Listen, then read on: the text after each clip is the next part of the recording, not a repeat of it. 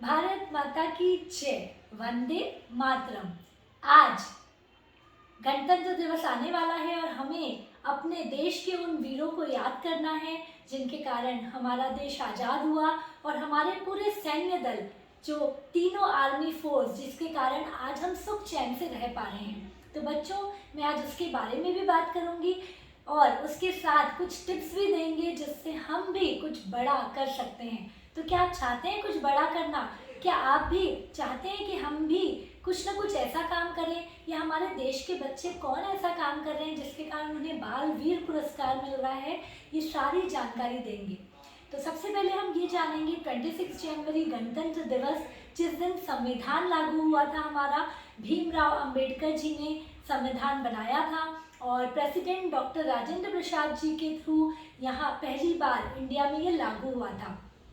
तो हमारा देश गणतंत्र हुआ और इसी दिन से बहुत सारी चीज़ें नियम लागू की गई और हमारा देश उसमें अग्रसर हुआ।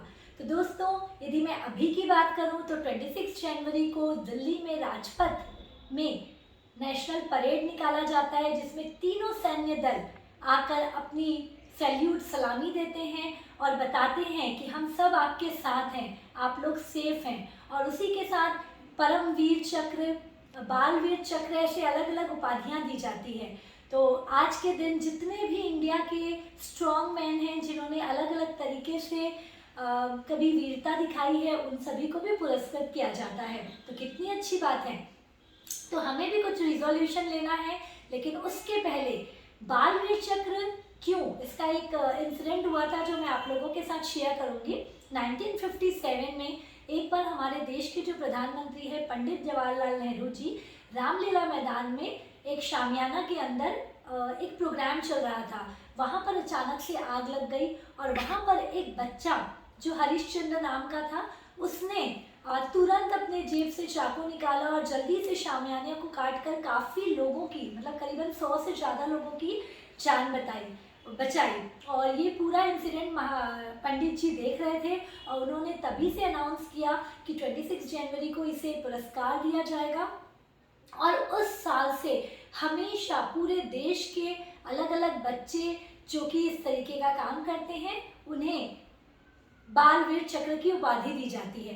तो दोस्तों, ये काम कोई भी कर सकता है। इसमें मुझे एक स्टोरी याद आ रही है जो मैं आपको शेयर करूंगी कि एक बहुत प्यारा बालक रहता है, बहुत आदर्श बालक रहता है। एक बार वो अपनी मम्मा के साथ ट्रेन में जाता रहता है और उनकी जो मम्मी रहती हैं, माता जी, वो बहुत मुश्किल से कुछ पैसे इकट्ठे की रहती हैं क्योंकि उन्हें अपने भाई के इलाज के लिए वो लेकर जाती रहती हैं। और अचानक से ट्रेन में, ये पहले की बात रहती है, तो उस समय अचानक से डाकू आ जाते हैं ट्रेन में और वो डाकू सभी ट्रेन को लूटते रहते हैं। तो उस समय वो ऊपर की सीट में सोया रहता है। अचानक से हल्ला सुनकर वो उठता है तो वो देखता है कि उसकी माँ के भी पूरे पैसे ले लिए गए हैं, उसके अलावा उसकी जो ज्वेलरी थी वो सब भी वो डाकू लोग ले लिए रहते हैं। उसको बहुत खराब लगता है, उसने अपनी माँ की मेहनत को देखा रहता है। उस समय उसे और कुछ नहीं समझता। सामने की सीट में भी एक और बच्चा रहता है, तो वो उसको इशारा करता है। उनके पास एक भारी बक्सा रखा रहता है और हिम्मत करके वो उस डकैत के हाथ में जहाँ बंदूक रहता है, ठीक निशाने पर उस बक्से को फेंकता है और जिसके कारण उसका बंदूक गिर जाता है और एकदम से हड़बड़ मचती है।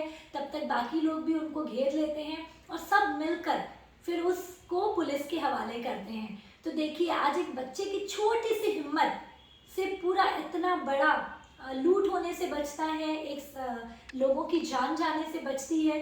तो इस तरीके से हमारे भी आसपास में बहुत इंसिडेंट होते हैं। जैसे एक और इंसिडेंट मैंने सुना था कि एक बिल्डिंग में आग लग गई थी, तो उस छोटे से बच्चे ने सबको गीला रुमाल करके मुंह में ठूसने को कहा था क्योंकि धुएं से सबसे ज़्यादा जाने जाती है। तो उस बच्चे ने अपने विज्ञान में पढ़ा था। तो इस तरीके से हम भी, जरूरी नहीं है कि उसके लिए कोई बहुत स्ट्रॉन्ग वाला हमें ट्रेनिंग लेनी है, कुछ कराटे एंड ऑल करना है।